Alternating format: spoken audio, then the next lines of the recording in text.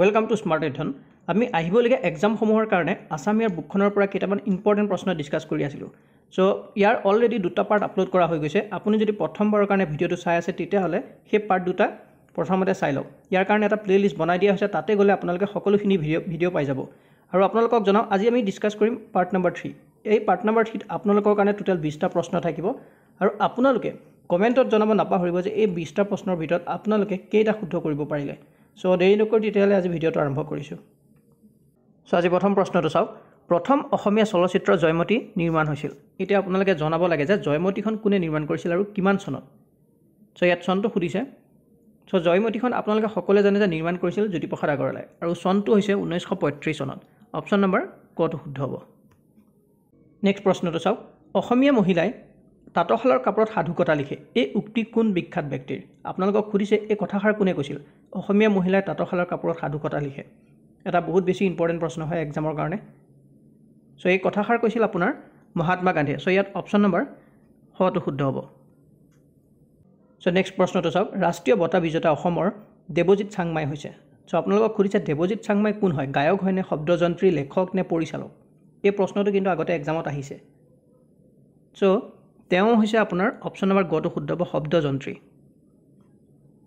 next প্ৰশ্নটো চাওক ৰাষ্ট্ৰীয় বঁটা বিজয়ী প্ৰথম অসমীয়া মহিলা কণ্ঠশিল্পী হৈছে সো কোন হয় যোনে আপোনাৰ প্ৰথমবাৰৰ কাৰণে ৰাষ্ট্ৰীয় বঁটা পাইছিল তাকো খুদিছে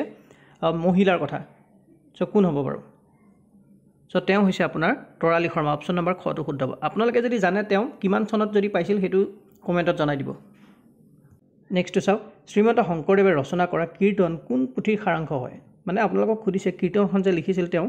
ক'ৰ পৰা লিখিছিল হৰিবংশ ৰামায়ণ ভাগৱত মহাভাৰত সো কোনখন পুথিৰ সাৰাংশ হয় সো এইখন হৈছে আপোনাৰ ভাগৱত অপচন নম্বৰ খটো শুদ্ধ হ'ব সো নেক্সট প্ৰশ্নটো চাওক মীৰ জুমলাই গড়গাঁও অধিকাৰ কৰোঁতে স্বৰ্গদেউ জয়ধ্বজ সিংহই কলৈ পলাই গৈছিল সো আপোনালোকে জানে যে মীৰ জুমলাই যেতিয়া অসম আক্ৰমণ কৰিছিল জয়ধ্বজ সিংহ পলাই গৈছিল আৰু সেই কাৰণে তেওঁ আমি ভগনীয়া ৰজা বুলি কওঁ আৰু তেওঁ কৰলৈ পলাই গৈছিল তেওঁ পলাই গৈছিল আপোনাৰ নামৰূপলৈ অপচন নম্বৰ ইয়াত গটো শুদ্ধ হ'ব আৰু মই আপোনালোকক এইখিনিতে জনাও কোনজন আহোম ৰজাক মানে কি নামেৰে জনা গৈছিল সকলোখিনি মই এটা এক্সট্ৰা ভিডিও বনাই দিছো আপোনালোকে যদি সেই ভিডিওটো চোৱা নাই সোনকালে চাই ল'ব কাৰণ আপোনালোকে তাত গোটেইখিনি ৰজাৰ বিষয়ে গম পাব আহোমৰ নেক্সট প্ৰশ্নটো চাওক শ্ৰীমন্ত শংকৰদেৱৰ বিৰচিত সৰ্বাতকৈ সৰু পুথিখন হৈছে মানে শ্ৰীমন্ত শংকৰদেৱে লিখা একদম সৰু পুথি কি হয় সো এখন একদম সহজ সকলোৱে জানে গুণমালা অপচন নম্বৰ ইয়াত খটো শুদ্ধ হ'ব সো নেক্সট প্ৰশ্নটো চাওক ৰামধেনুৰ প্ৰথম সম্পাদক কোন হয় দীননাথ শৰ্মা ইন্দ্ৰকমল বেজবৰুৱা হেমচন্দ্ৰ গোস্বামী নে চন্দ্ৰকুমাৰ আগৰৱালা সো ৰামধেনুৰ প্ৰথম সম্পাদক হৈছে আপোনাৰ ইয়াত অপচন নম্বৰ খটো শুদ্ধ হ'ব ইন্দ্ৰকমল বেজবৰুৱা হয় কুৱেশ্যন নম্বৰ 49 সাহিত্য একাডেমী বঁটা প্ৰাপ্ত প্ৰথম অসমীয়া কাব্যগ্ৰন্থ বনফুলৰ ৰচক কোন হয় সো এটা ইম্পৰ্টেণ্ট প্ৰশ্ন হয় কেতিয়াবা আপোনালোকক ইয়াত উল্টাকৈ সুধি দিব পাৰে যে প্ৰথম অসমীয়া সাহিত্য একাডেমী বঁটা কাব্যগ্ৰন্থখনৰ নাম কি তেতিয়া হ'ব আপোনাৰ বনফুল সো এইখন লিখিছিল কোনে যতীন্দ্ৰনাথ দুৱৰা অপচন নম্বৰ গ নেক্সট প্ৰশ্নটো চাওক অসমীয়া মাহেকীয়া আলোচনী জোনাকীৰ প্ৰথম সম্পাদক কোন হয় এই প্ৰশ্নটো এক্সামত আগতে আহিছে এটা ইম্পৰ্টেণ্ট প্ৰশ্ন হয় এইবাৰো আহি যাব পাৰে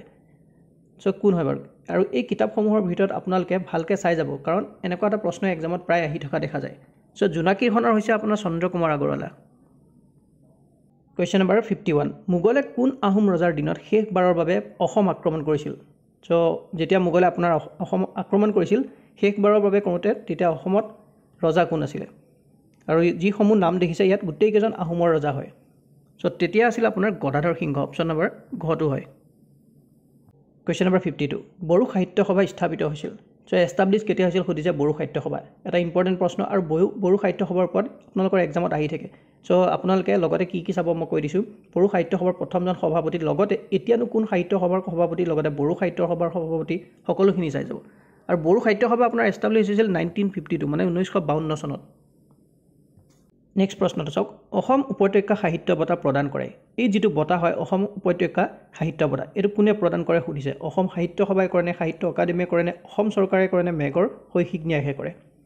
সো কিতাপত যদি আপোনালোকে চাই ইয়াত দিয়া আছে মেঘৰ শৈক্ষিক ন্যাসে মানে অপচন নম্বৰ ইয়াত ঘটো শুদ্ধ হয় কুৱেশ্যন নম্বৰ 54 চাওক মৃত্যুঞ্জয় ৰচয়িতা কোন হয় সো মৃত্যুঞ্জয়খন কোনে ৰচনা কৰিছিল সুধিছে ইয়াত এটা ইম্পৰ্টেণ্ট প্ৰশ্ন হয় সো মৃত্যুঞ্জয়খন হৈছে আপোনাৰ বীৰেন্দ্ৰ কুমাৰ ভট্টাচাৰ্য কুৱেশ্যন নম্বৰ 55টো চাওক অসমীয়া গদ্যৰ জনক বুলি কাক জনা যায় এটা কমন প্ৰশ্ন আৰু প্ৰায় আহি থকা প্ৰশ্ন হৈছে